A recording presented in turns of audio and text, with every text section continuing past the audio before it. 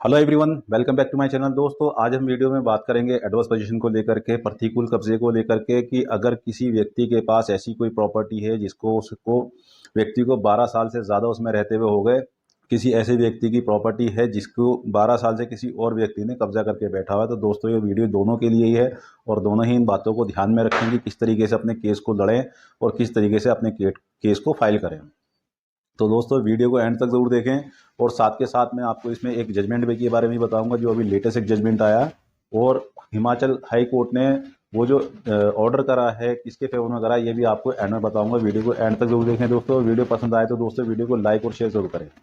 तो दोस्तों यहाँ आपको कुछ बातों का ध्यान रखना पड़ेगा केस को लड़ने के लिए, केस को जीतने के लिए और केस को फाइल करने के लिए। अगर आपके पास ऐसी कोई प्रॉपर्टी है जिसमें आपको 12 साल से अधिक हो गए रहते हुए, तो आपको ये तो मिल जाता है, कानूनी अधिकार मिल जाता है कि आप एडवर्स पोजीशन केस फाइल कर सकते हैं, क्योंकि आपको उस प्रॉपर्टी पे अगर 12 साल से ज़्यादा हो गए तो आपको लिमिटेशन एक्ट आर्टिकल 65 के अकॉर्डिंग आप उसमें एडवर्स पोजीशन के लिए केस फाइल कर सकते हैं, यानी कि प्रतिकूल कब्जे के लिए आप केस फाइल कर सकते हैं। अब आपने केस फाइल कर दिया, लेकिन उसके बाद आपको क्या करना है?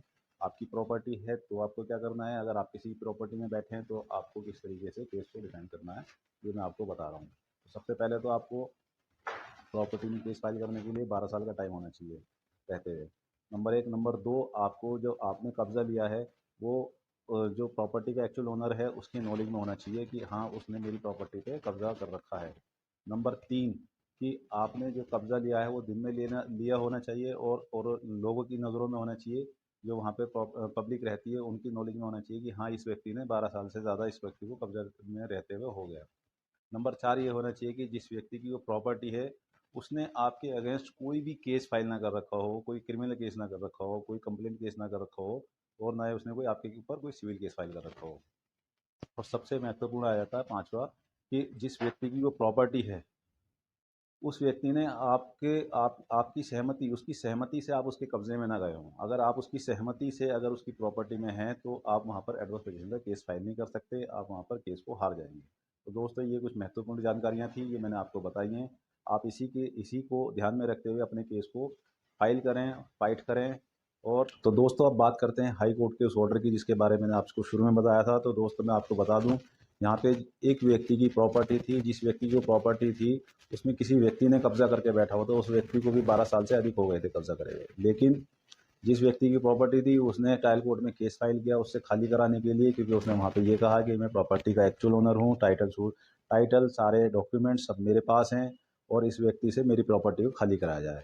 तो ट्रायल कोर्ट ने फैक्ट्स को देखते हुए, फैक्ट्स को देखा, ग्राउंड्स को देखा और जो व्यक्ति उसमें बैठा था उसने अपने डिफेंड में ये कहा कि इस प्रॉपर्टी में मुझे 12 साल से अधिक हो गए और टाइम बार्ड हो चुका है, 12 साल की लिमिटेशन है वो यहाँ पे लागू हो जाती है और ये व्यक्ति है अब इस प्रॉपर्टी का तो ओनर नहीं रहा। इन बातों को देखा कि जो व्यक्ति उस प्रॉपर्टी में रह रहा था, भले उसको 12 साल हो गए थे, 12 साल से ज़्यादा उसको रहते हुए हो गए थे, पर वो उस व्यक्ति की सहमति से रह रहा था उसके अंदर, जिस व्यक्ति की वो प्रॉपर्टी थी, जो उसका एक्चुअल ओनर था उसकी सहमति से रह रहा था। मतलब वो हॉस्टाइल नहीं था, हॉस्टाइल वेरिएशन नहीं था उसके पास, कि उस अगेंस्ट नहीं था, उसके जो प्रॉपर्टी का ओनर था उसके अगेंस्ट जाकर के उसने कब्जा नहीं लिया था उसने। तो ये बहुत महत्वपूर्ण बात है दोस्तों। यही मैं आपसे बार बार कहता हूँ कि अगर आपके पास फैक्ट्स और ग्राउंड जो हैं वो आपको सही पता हो तो ही आपको कोर्ट में केस फाइल करें। अब बात आती है कि हाई कोर्ट ने इसमें क्या कहा। हाई कोर्ट ने भी देखा कि ट्रायल कोर्ट के जो फैक्ट्स थे, ग्राउंड से जो ऑर्डर था उसको सही मानते हुए उसकी अपील को डिसमिस कर दिया, कि जब कोई व्यक्ति किसी प्रॉपर्टी में कब्जे में बैठा होता है 12 साल से ज़्यादा अगर उसको हो गए, तो ये नहीं है कि वो जाकर के कोर्ट में उसको केस फाइल करेगा और कोर्ट उसके फेवर में ऑर्डर कर देगी। तो दोस्तों ऐसा बिल्कुल नहीं है, उसके लिए बहुत सारी बातें होती हैं, बहुत सारे ग्राउंड्स होते हैं और जो मैं ऊपर आपको वीडियो में बता चुका हूँ पहले कि भाई क्या क्या ग्राउंड्स आपके पास होने चाहिए, किस ग्राउंड को लेकर के आप कोर्ट में केस फाइल कर सकते हैं। तो उन बातों को ध्यान में रखते हुए ही आप कोर्ट में केस फाइल करें, तो ही आप कोर्ट में केस जीत सकते हैं। तो दोस्तों वीडियो में जानकारी कैसी लगी, वीडियो पसंद आई हो तो दोस्तों वीडियो को लाइक और शेयर करें। Thank you for watching.